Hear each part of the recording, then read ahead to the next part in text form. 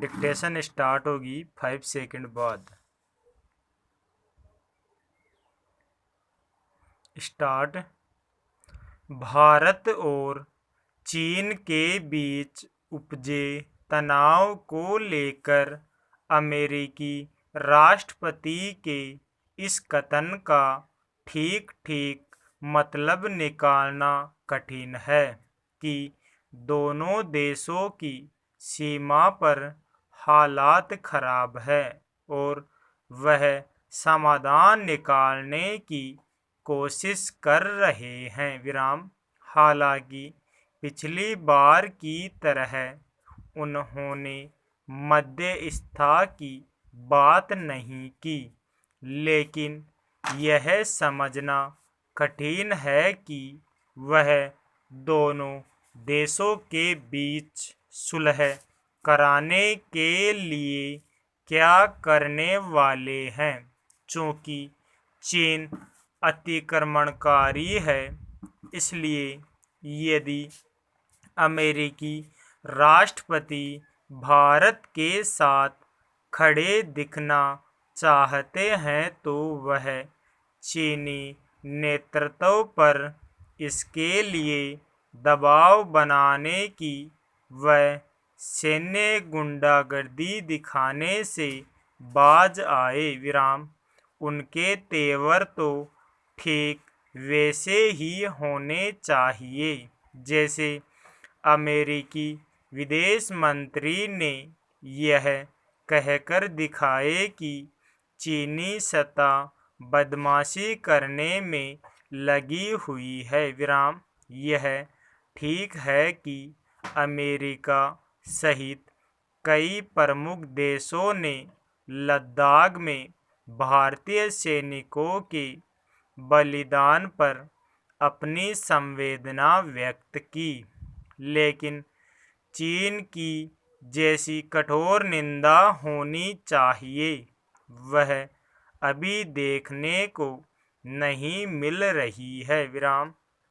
भारत को इसके लिए कूटनीतिक स्तर पर कोशिश करनी चाहिए कि विश्व के प्रमुख राष्ट्र और खासकर सुरक्षा परिषद के सदस्य चीन के आक्रामक रवैये के खिलाफ एकजुट हो और उसकी बर्बरता करे। विराम। पैरा। विश्व समुदाय को चीन को इसलिए भी कठोर निंदा का पात्र बनना चाहिए क्योंकि जब दुनिया उसकी धरती से निकले कोरोना वायरस से जूझ रही है, तब वह हांगकांग को हड़पने, ताइवान को तंग करने और भारत को धमकाने की कोशिश कर रहा है। विराम।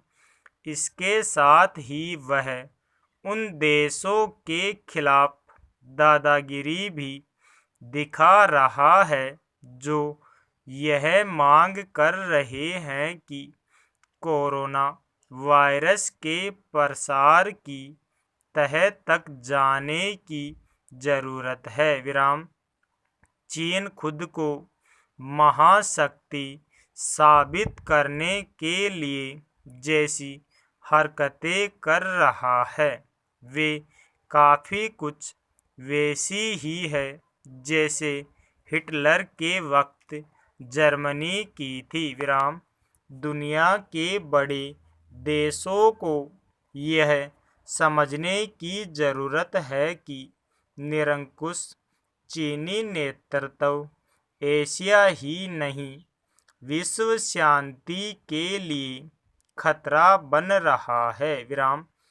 वह अपनी हद में रहे, इसके लिए उस पर चौतरफा दबाव बनाना चाहिए। विराम। इस दबाव में भारत को भी शामिल होना होगा। विराम। यदि चीन बातचीत से मसले को सुलझाने के लिए तैयार नहीं होता और अपने अतिक्रमणकारी रवैये का परित्याग नहीं करता तो भारत को उसके खिलाफ सैनिक, आर्थिक, कूटनीतिक स्तर पर सक्रियता दिखाने के लिए तैयार रहना चाहिए।